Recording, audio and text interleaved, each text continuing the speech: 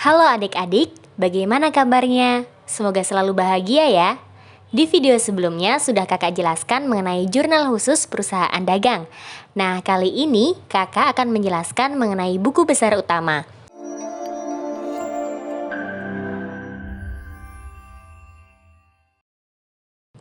Oke, kali ini kakak akan menjelaskan mengenai buku besar utama. Sumber data untuk membuat buku besar utama ada 3, yaitu neraca, jurnal khusus, dan jurnal umum.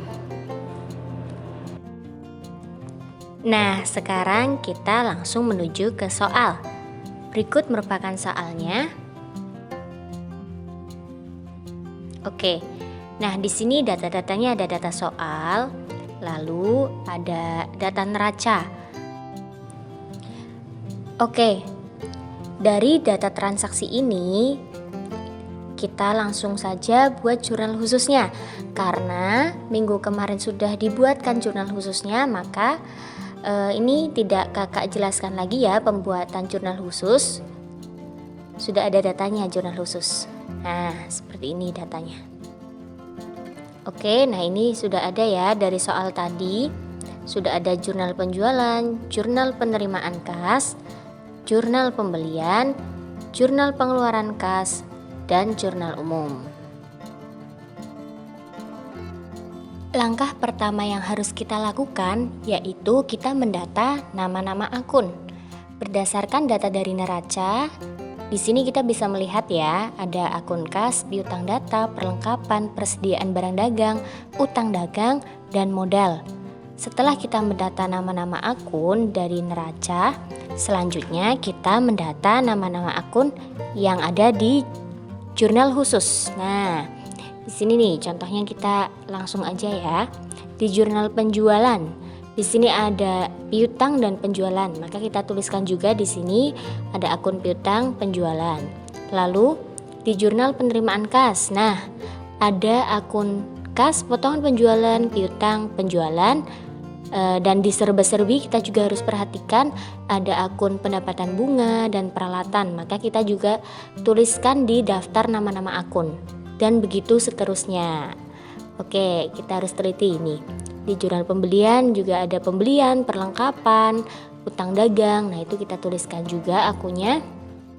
Selanjutnya di jurnal pengeluaran kas ada pembelian, terus ada serba-serbi beban listrik, kita harus tuliskan juga beban listrik dan telepon seperti ini. Lalu potongan pembelian dan juga kas. Nah, dan yang terakhir di jurnal umum. Nah, di jurnal umum ada retur penjualan dan piutang dagang, kita juga harus tuliskan akunnya di data. Oke, setelah terdata semua nama-nama akunnya, selanjutnya kita buat form untuk penulisan buku besar. Oke, seperti ini ya adik-adik teman-teman. Oke, nah ini sudah ada formnya. Tinggal kita tuliskan datanya. Formnya bentuknya seperti ini. Ada nama perusahaannya, ada nama buku besarnya atau apa yang dicatat, dan juga periodenya. Oke, yang pertama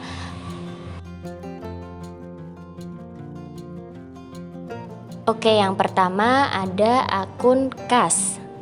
Nah, di sini kita bisa lihat dulu ya data dari neraca.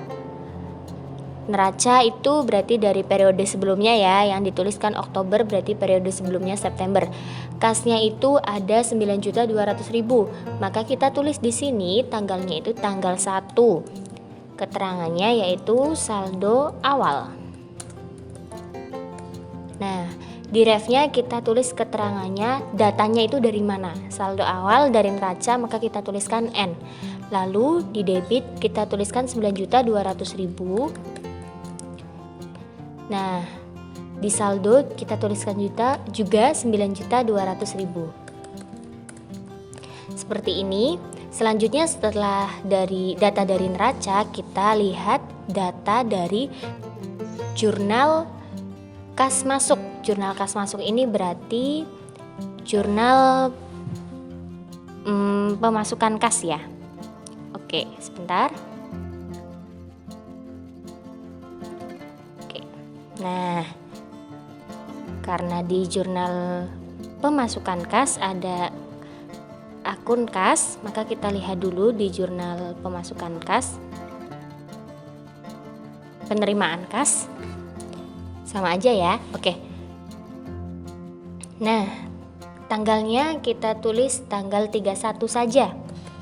Nah, karena yang kita tulis kas secara keseluruhannya dari jurnal penerimaan kas. Nah, terus kita tulis di keterangannya yaitu posting. Setelah itu refnya kita tulis keterangan datanya dari mana. Nah, ini datanya dari jurnal penerimaan kas, kita tulis JKM atau jurnal kas masuk. Totalnya berapa? Totalnya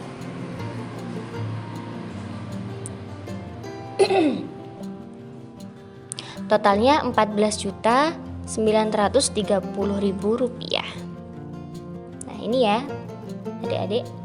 Oke, di debit ya, di debit, maka kita tuliskan juga di buku besar utamanya itu di debit sebesar 14.930. Seperti ini. Lalu saldonya juga, saldonya berarti kita tambahkan data dari neraca, kita tambahkan data dari jurnal penerimaan kas. Nah, saldonya bertambah. Oke, selanjutnya setelah dari jurnal penerimaan kas, akun kas lagi ada di jurnal pengeluaran kas, jurnal khusus pengeluaran kas. Nah, kita tuliskan tanggalnya sama 31, lalu keterangannya posting. Nah, refnya ini kita tuliskan data atau sumber dari catatannya itu dari mana gitu. Nah, ini dari jurnal pengeluaran kas. Kita bisa tulis JKK atau jurnal kas keluar. Nah, di jurnal pengeluaran kas, akun kasnya itu berada di kolom kredit, maka kita tuliskan juga di kredit, sama ya. Kalau di jurnal khususnya kredit, kita tuliskan buku besarnya kredit. Kalau di jurnal khususnya debit, kita tuliskan di buku besarnya debit. Oke, di sini kasnya sebesar Rp15.050.000.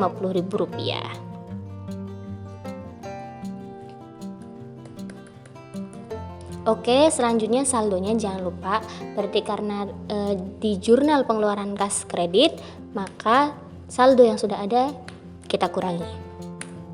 Oke, jadi kas total keseluruhannya yaitu ada Rp9.080.000. Oke, setelah akun kas, di sini ada akun piutang dagang. Kita lihat dulu di kolom neraca apakah ada data akun piutang dagang. Ternyata ada data akun piutang dagang. Di sini maka kita tulis tanggalnya tanggal 1, lalu keterangannya saldo awal. Nah, refnya itu kita tulis datanya dari mana? Datanya dari neraca, maka kita tulis N. Nah, di neraca ini piutang dagang itu berada di debit atau aktiva, berarti kita juga tulis di debit sebesar 5 juta. Oke, lalu saldonya jangan lupa ditulis juga. Oke, selanjutnya, nah, akun piutang ini tadi bisa kita lihat ada di jurnal khusus penjualan. Nah, kita lihat dulu nih jurnal khusus penjualan. Oke. Di jurnal khusus penjualan ada akun piutang dagang ya, di sini terlihat. Oke, kita tulis dulu tanggalnya tanggal 31. Lalu keterangannya itu posting. Setelah itu refnya kita tulis data dari mana kita memperoleh piutang dagang ini. Nah, ini kan dari jurnal penjualan, maka kita tulis jurnal penjualan seperti ini ya. Nah, di jurnal penjualan piutang dagangnya debit, maka kita tuliskan di debit juga. Sebesar berapa ini? Sebesar Rp35.500.000. Oke, kita tulis ya. Oke, selanjutnya saldonya jangan lupa ditotalkan.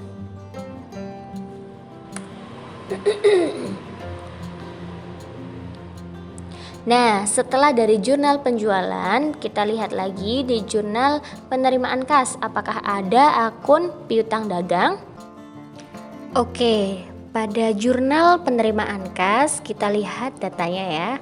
Oke, di jurnal penerimaan kas itu piutang dagang totalnya 14 juta. Maka kita tuliskan sebesar 14 juta di kredit. Jangan lupa di kredit ya. Oke.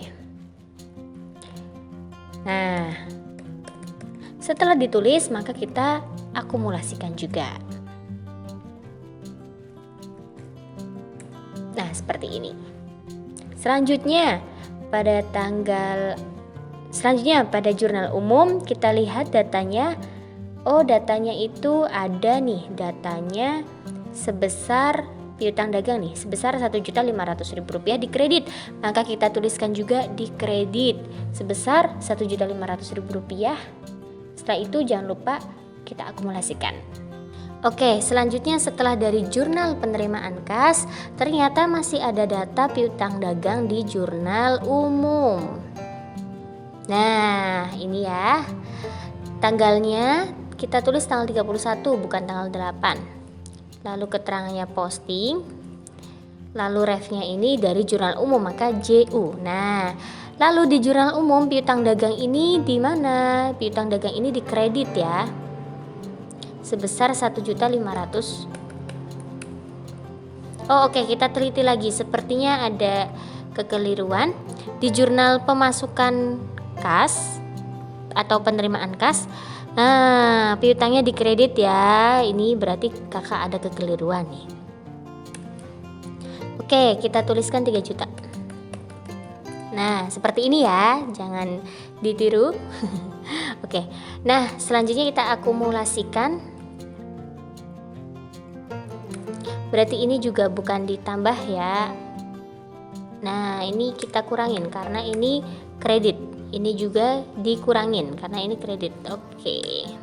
Seperti ini. Oke, totalnya ada 39 juta.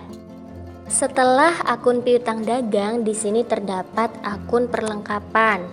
Pertama-tama, seperti biasa kita cek dulu apakah ada datanya di neraca. Kalau ada jangan lupa dimasukkan. Oke, ternyata ada ya perlengkapan ya di sini. Kita tuliskan berarti seperti biasa tanggal 1 dari saldo awal.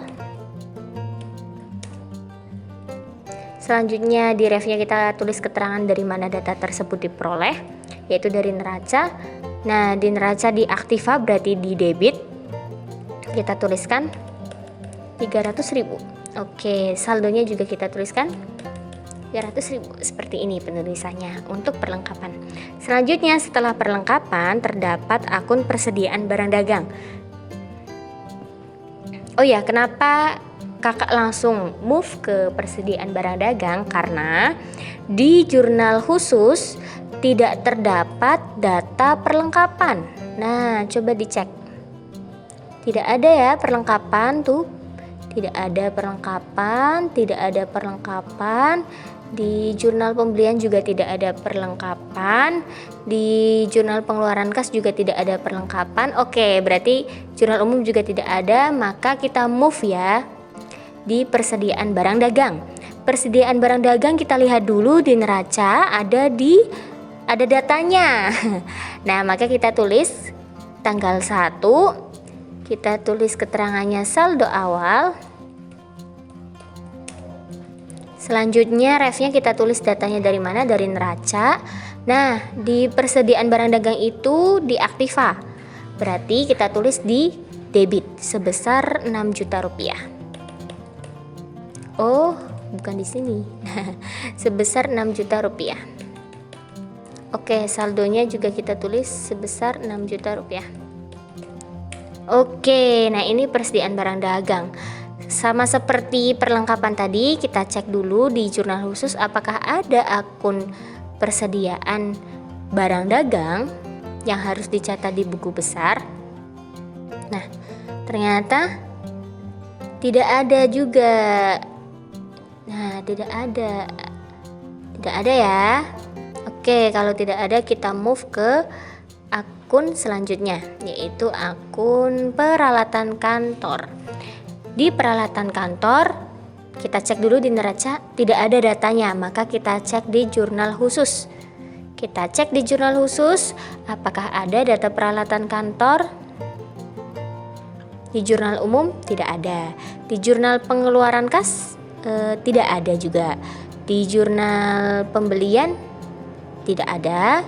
Di jurnal penerimaan kas, oh ternyata ada nih peralatan kantor bekas yang sudah dijual sebesar 700.000. Nah ini karena kolomnya di kredit, maka kita tuliskan di kredit. Kita tuliskan dulu tanggalnya ya, tanggal 31, keterangannya dari jurnal kas masuk. Nah, keterangannya posting, mohon maaf. Selanjutnya refnya, nah refnya itu baru jurnal kas masuk, data yang diperoleh dari jurnal penerimaan kas. Karena ini di kredit, kita tuliskan di kredit juga, yaitu sebesar 700.000. Saldonya seperti ini ya.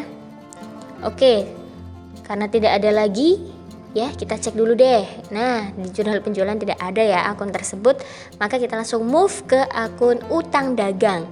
Kita cek terlebih dahulu di Word, apakah ada utang dagang? Ternyata ada. Nah, maka kita tuliskan terlebih dahulu tanggal 1, keterangannya saldo utama,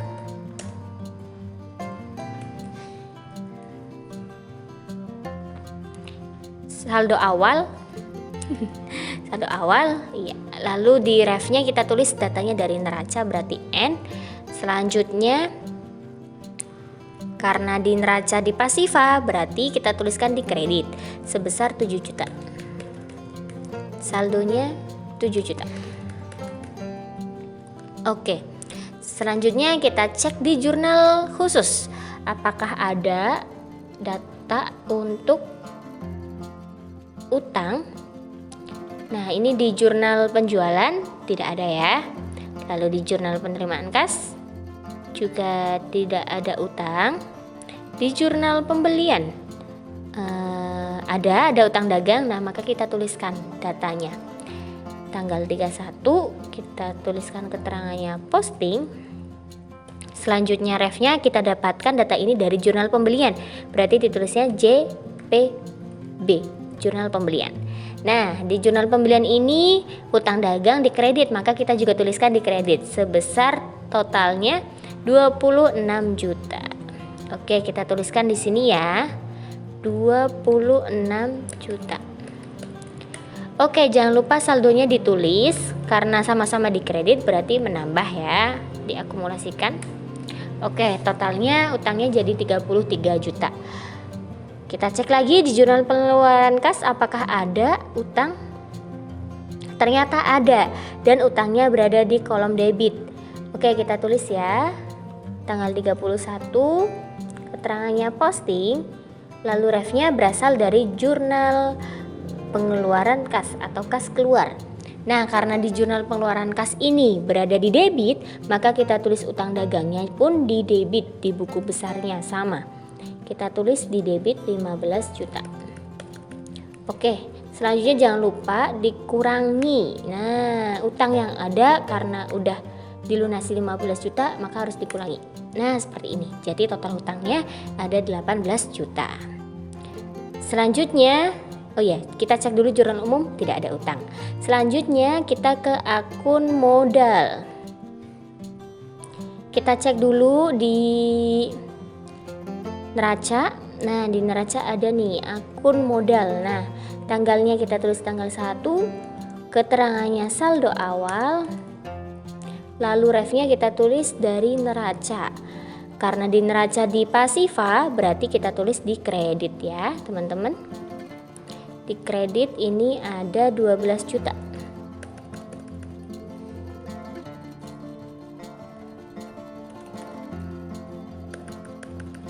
Oke. Nah, karena kita tadi udah sering melihat jurnal khusus ya, tidak ada akun modal di jurnal khusus, berarti hanya dari neraca saja. Kita langsung move ke akun selanjutnya, yaitu penjualan. Di penjualan kita lihat di neraca tidak ada ya akunnya. Kita langsung ke jurnal khusus. Nah di jurnal khusus ini kita cek dari belakang ya. Di jurnal umum tidak ada. Lalu kita langsung ke depan, di jurnal penjualan ini apakah ada akun penjualan? Oh, ada di bagian kredit ya. Kita langsung tuliskan saja tanggalnya tanggal 31, berarti keterangannya posting. Lalu di refnya, karena dari jurnal penjualan kita tulis JPJ, jurnal penjualan. Di jurnal penjualan ini penjualan berada di kolom kredit, maka kita tulis di kredit juga. Sebesar total Rp35.500.000. Oke.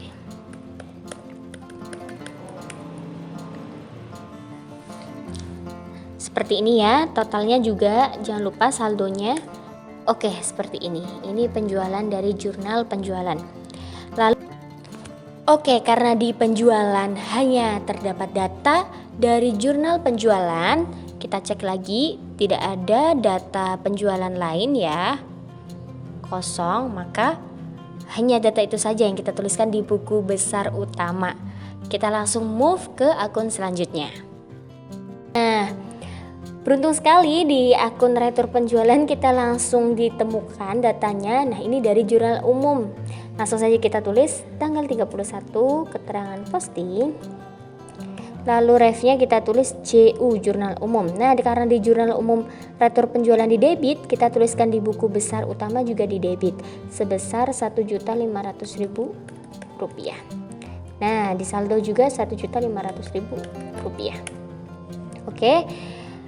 Kita langsung move karena di data jurnal khusus lainnya tidak ada lagi akun retur penjualan. Ke potongan, kita langsung move ke potongan penjualan. Oke. Ternyata potongan penjualan ini datanya ada di jurnal penerimaan kas. Berarti tanggal 31 keterangannya yaitu posting. Lalu datanya itu atau refnya berasal dari jurnal penerimaan kas atau jurnal kas masuk. Nah, potongan penjualan di sini totalnya 220.000 dan di kolom debit. Maka kita tuliskan di kolom debit sebesar 220.000. Nah, seperti ini. Saldonya jangan lupa kita tuliskan juga seperti ini. Oke. Nah, potongan penjualan ini datanya tidak ada lagi ya, atau akunnya tidak ada lagi di jurnal khusus lainnya, maka kita langsung move ke akun selanjutnya, yaitu pendapatan bunga. Pendapatan bunga datanya terdapat di jurnal penerimaan kas. Oke. Nah, ini ya di serba-serbi ada kolom pendapatan bunga. Maka langsung saja kita tulis tanggalnya tanggal 31, keterangannya yaitu posting. Refnya yaitu karena jurnal penerimaan berarti karena jurnal penerimaan kas berarti jurnal kas masuk. Oke. Nah, di jurnal penerimaan kas ini pendapatan bunga ada di kolom kredit. Berarti kita tuliskan di kredit ya. Rp700.000. Saldonya jangan lupa Rp700.000. Oke, seperti ini. Selanjutnya kita move ke akun pembelian. Nah, akun pembelian ini terdapat di jurnal pembelian dong pastinya ya. Nah, ini kan ada nih pembelian ya. Kita bold dulu. Oke, kita tulis tanggalnya. Tanggal 31, keterangannya posting. Lalu refnya dari jurnal pembelian. Nah, di jurnal pembelian itu di debit, maka kita tuliskan di debit sebesar Rp26 juta. Saldonya jangan lupa Rp26 juta.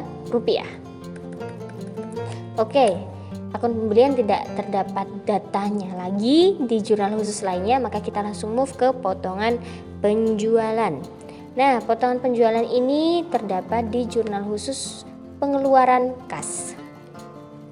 Langsung saja kita tulis tanggalnya 31, keterangannya posting, lalu refnya jurnal pengeluaran kas, jurnal kas keluar. Di jurnal pengeluaran kas ini potongan pembelian terdapat di kolom kredit, berarti kita tuliskan di kolom kredit ya, sebesar 450.000. Oh, nolnya kebanyakan. Seperti ini. Nah, saldonya oke, seperti ini. Nah, selanjutnya yaitu akun terakhir nih adik-adik. Mantap. Ada akun beban listrik dan telepon. Masih ingat akun beban listrik dan telepon tadi dari mana? Dari jurnal pengeluaran kas juga nih, di serba-serbi ya, ada ya. Langsung saja kita tuliskan nih, tanggal 31. Lalu posting. Refnya berarti jurnal kas keluar. Di jurnal kas keluar terdapat di debit, maka kita tuliskan di debit juga. Sebesar Rp500.000, saldonya juga Rp500. Nah, seperti ini teman-teman. Jadi, buku besar utama itu seperti ini bentuknya.